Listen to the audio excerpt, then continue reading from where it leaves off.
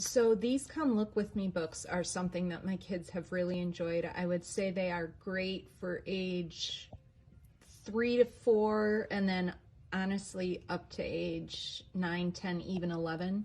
So let me grab like the World of Play.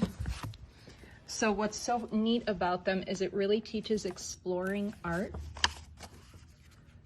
And each one has a different theme. So this is World of Play. So this is a Peter Bruegger children's games. And then it gives like a few discussion questions to help them analyze the art, and then just a short paragraph talking about it.